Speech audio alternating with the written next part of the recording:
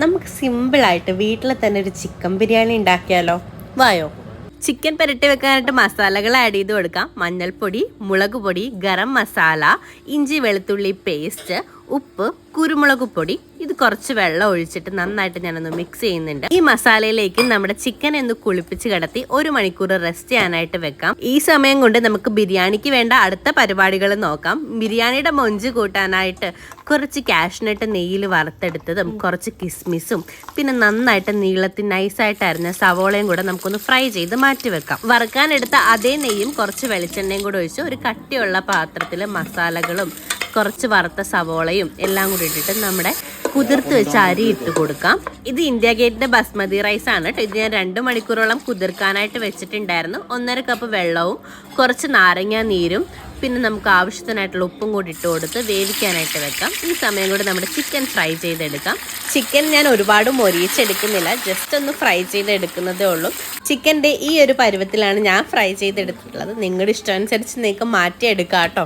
നമുക്കിനി ചിക്കൻ്റെ മസാല ഉണ്ടാക്കാം. അതിനായിട്ട് ഒരു പാത്രത്തിലേക്ക് കുറച്ച് വെളിച്ചെണ്ണ ഒഴിച്ചിട്ട് ഞാൻ സവോള ഇട്ട് കൊടുക്കുന്നുണ്ട്. നൈസായിട്ട് അരിഞ്ഞ സവോളയാണ് കേട്ടോ. എന്നിട്ട് കുറച്ച് ഉപ്പിട്ട് കൊടുക്കുന്നുണ്ട്. പിന്നെ നമ്മുടെ ഇഞ്ചി വെളുത്തുള്ളി പച്ചമുളക് എല്ലാം കൂടെ പേസ്റ്റ് ആക്കിയതും ഒരു തക്കാളി അരിഞ്ഞതും കൂടിയിട്ട് നന്നായിട്ടൊന്ന് മിക്സ് ചെയ്യാം. ഉപ്പിട്ടത് കൊണ്ട് തന്നെ സവോള പെട്ടെന്ന് വഴണ്ടി ഇട്ടു കേട്ടോ. നന്നായിട്ട് വഴണ്ട സവോളയിലേക്ക് ഒരു 1/4 ടീസ്പൂണോളം മഞ്ഞൾപ്പൊടി ഇട്ട് കൊടുക്കുന്നുണ്ട്. മുളക് പൊടി, മല്ലിപ്പൊടി, പിന്നെ നമ്മൾ ബിരിയാണി മസാല മേടിച്ചിട്ടുണ്ടായിരുന്നു. ബിരിയാണി മസാലയും കൂടെ ആഡ് ചെയ്ത് കൊടുത്തിട്ട് നന്നായിട്ടൊന്ന് മിക്സ് ചെയ്യുക. മസാലകളുടെ ആ പച്ചച്ചൊവയൊക്കെ മാറിയതിന് ശേഷം നമ്മൾ ഫ്രൈ ചെയ്ത് വെച്ച് ചിക്കൻ ഇതിലേക്ക് ആഡ് ചെയ്ത് കൊടുക്കാം. എന്നിട്ട് നമ്മളിതിലേക്ക് മല്ലിയിലയും പുതിന ഇലയും കൂടി ഇട്ട് നന്നായിട്ടൊന്ന് മിക്സ് ചെയ്ത് ഇതെല്ലാം കൂടെ നന്നായിട്ടൊന്ന് മിക്സായി ആ ഫ്ലേവറൊക്കെ ഒന്ന് പിടിച്ച് ചിക്കനിലും എല്ലാം നല്ലൊരു പരുവാകുമ്പോൾ നമുക്കൊരു സ്മെല്ല് കിട്ടും. എന്നിട്ട് നമുക്ക് കുറച്ച് തൈരും കൂടെ ആഡ് ചെയ്യാം.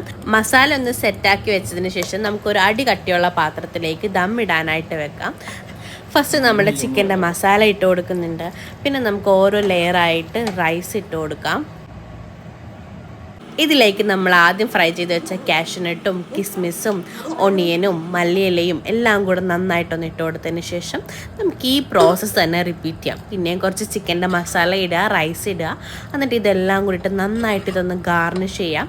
നമുക്ക് കാണുമ്പോൾ തന്നെ നല്ല ഭംഗിയായിരിക്കും. പിന്നെ നമ്മൾ ഇതിലേക്ക് ഞാൻ കുറച്ച് ഗരം മസാല ഇല്ലെങ്കിൽ നിങ്ങൾക്ക് ബിരിയാണിയുടെ മസാല ഉണ്ടെങ്കിൽ അതാണെങ്കിലും ഒന്ന് ഇട്ട് കൊടുക്കുക. ഇട്ട് കൊടുത്തതിന് ശേഷം നല്ല ടൈറ്റായിട്ട് ഇതൊന്ന് ക്ലോസ് ചെയ്യുക. എന്തെങ്കിലും വെയിറ്റുള്ള സാധനങ്ങൾ ഇതിൻ്റെ മേളിൽ വെച്ചാലും മതി. ഞാൻ കുക്കർ ആയതുകൊണ്ട് തന്നെ നല്ല ടൈറ്റായിട്ട് ക്ലോസ് ചെയ്തിട്ട് വിസിൽ മാറ്റി വെക്കുകയാണ് ചെയ്യുന്നത്.